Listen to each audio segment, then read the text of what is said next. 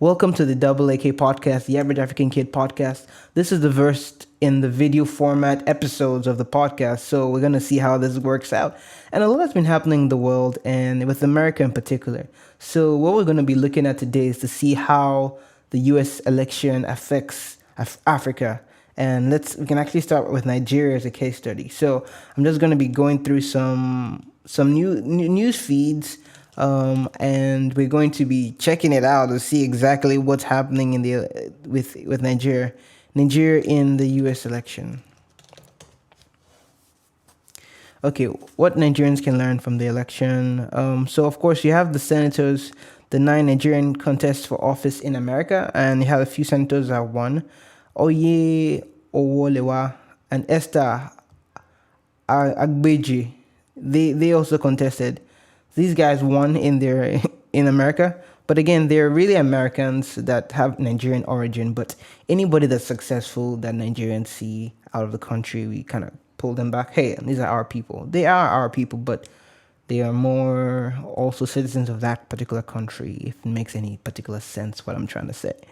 Okay, so now that we know that, I want to look particularly about how Trump supporters in Nigeria are reacting to this particular election results.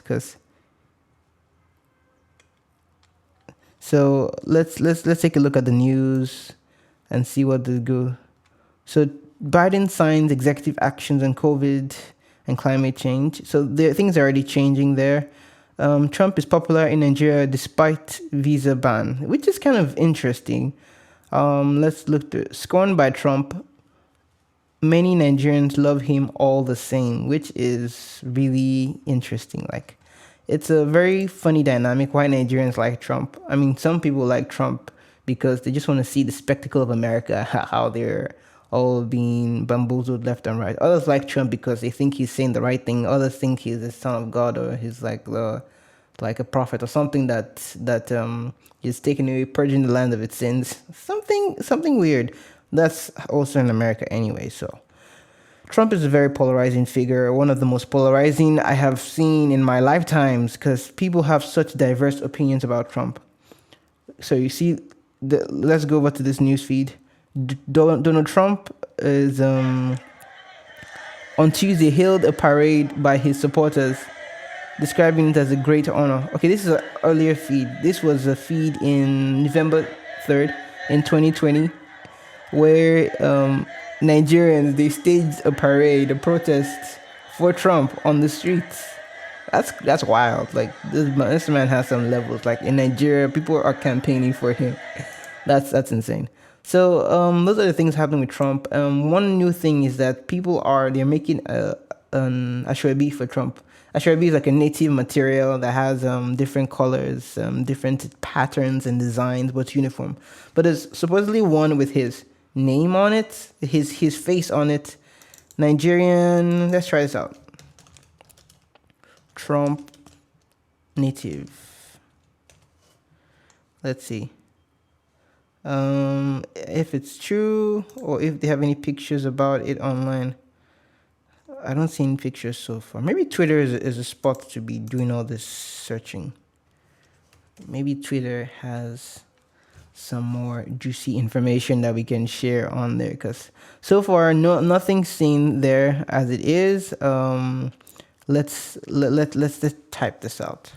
Trump and Nigeria.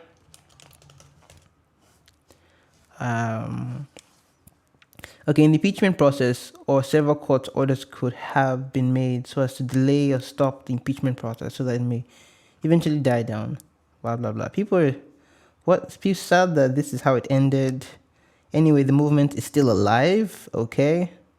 Another one. There are no separation of powers in Nigeria. Take a look at the situation where Donald Trump felt the election was rigged and took it to the court. I don't have the strength to go into details, but if you know the story, you agree that U.S. courts are independent. Yeah, it shows the U.S. courts are a lot more independent. Like, if this kind of situation happens in Nigeria, like where the sitting president says that he does not want to step down after an election, there's going to be blood. There's going to be people fighting, and like there was in America, but there's going to be more violent protests, and because the courts are not independent of the government. Like the courts are a piece of the government, but America showed here that they have some integrity in their democratic system where the courts were not be able to be bought by the president, even though the president was the one who appointed most of the judges on that court, Supreme Court. It's really a telling tale that says that things are a bit different. Okay, so this is a tweet by President Biden. There's no time to waste when it comes to tackling the crisis we face. That's why today I'm heading to the Oval Office to get right to work, delivering bold actions and immediate relief for American families. Wow. Joe Biden is already on his way. So let's see how many followers Joe Biden has. Let's see how many people are.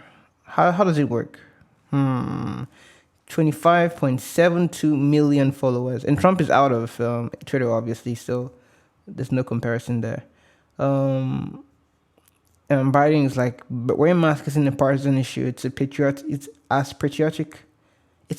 action that can save countless lives. That's why I signed an executive order today issuing a mask mandate on federal property. It's time to mask up, America. Wow. So meaning that now if it's actually illegal not to wear your mask on federal property. Now he couldn't establish it every single place, obviously. In churches too, everywhere. So I think it's a good mandate. Everybody should wear their masks. It doesn't depend on them. But people might try to break that law. But let's go back to Trump again and how his maybe I should just and how his line of thinking and how all the things he does is going to affect Africa. There are presidents who are sitting in. So let's go to African dictators. Let's leave this page open. There are sitting presidents in in Africa, that do not want to leave. So let's take a look at some of let's try this out. African dictators have been losing some power. Okay, so it's an article talking about the massive influx of peace and loss of power. But I don't really want to go into that. I just want to give some examples of some African dictators that existed. That's a good example.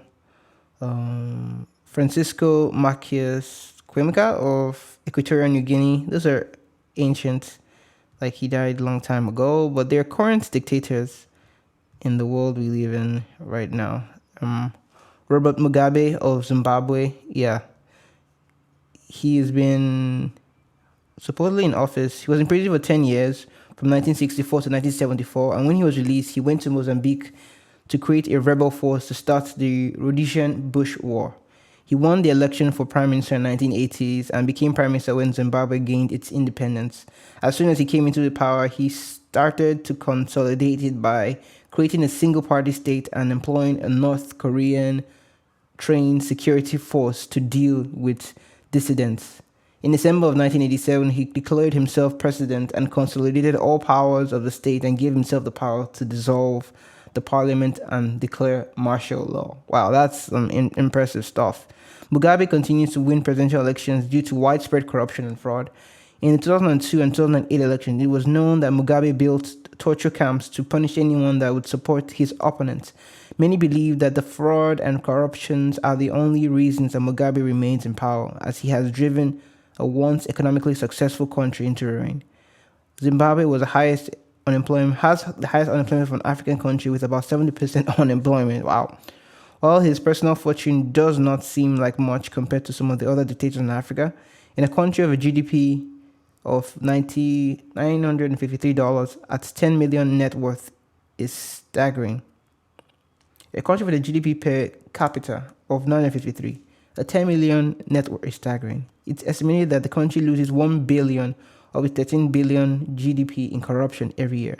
Most of his corruption comes from his desire to consolidate power and rig the election so that he can stay in power indefinitely. Even after agreeing to a power sharing arrangement and trying to appease the international community, he's still known for looting the diamond deposits and killing or torturing his opponents. So we have other ones like Teodoro Obang Nguma Mbasogo. Wow, I should be able to pronounce this thing better. Tedodoro Obiang Nguma Mbasogo of Equatorial Guinea. Maybe I butchered it. And when you look at these kind of people, Omar al-Bashir of Sudan, these are all dictators that are in our present world. And it's so interesting because they see the American dynamic. They see what Trump did and how he almost staged a revolution in his country. And this is actually going to give a stronger mind to them and make them feel like, oh, it's impossible to overthrow a leading president. Like, they will restage what Trump has staged in their countries further down the line, which is sad. But right now, the world is just trying to take a breather from all America has been giving us for the past 4 years. It's been a lot of persistent battering, binging, babbling, dabbling, babbling, blah, blah, blah, blah, blah. And now we can actually take a break because for now, at least for the next few days, the media is going to give us some reply from Joe Biden. All of a sudden, then we're going to get all the counter media with you, like, oh, Joe Biden did this, Joe Biden did that, which we expect to see from any American election because it's two parties really fighting against each other. So we expect to still see that in the days to come, in the years to come, but we expect to see a lot less of it. So in conclusion, the African reaction to the American reaction is kind of bipolar. People are really happy that Trump is gone. Others are really sad and they're like, Trump was supposed to win the election. It was stolen from him. He's gone now. And we have to just watch to see how it affects our relations with the rest of the world. And we have to keep building ourselves little by little. So if you're a small businessman, keep growing. If you're a big businessman, keep growing. If you're an influencer, if you're in the politics, keep working because it's possible to grow. It's possible to get to a point where we actually exceed where we are right now. So, okay, that's all I have for you for now, and take care. Okay, that was the first video episode, and let's stop for there.